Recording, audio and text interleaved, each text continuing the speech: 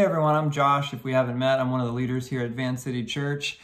If you didn't know already, more than a month ago on June 2nd, Clark County was approved to enter phase 2 of the reopening process, which means that religious gatherings can have as many as 200 people for an in-person gathering, or up to 25% capacity, which is obviously way more than we need for a gathering.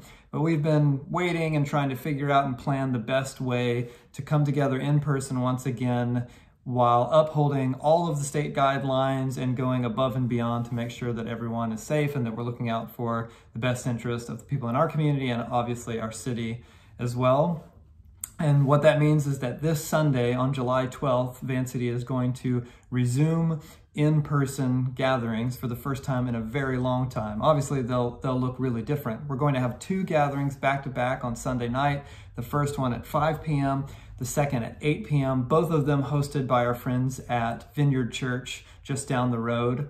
It's probably going to be like 50 people or less in a room. It's going to, feel a little funny at first. Everyone's going to be spread out 6 feet apart. There's going to be masks and hand sanitizers.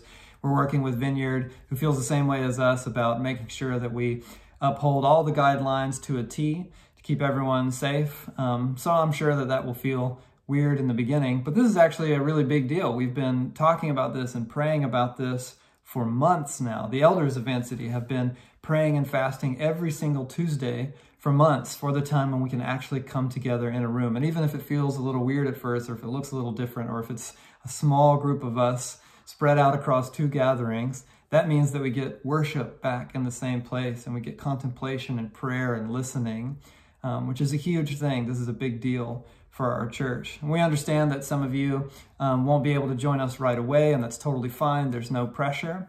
But for everyone else, the details are all at vancity.church.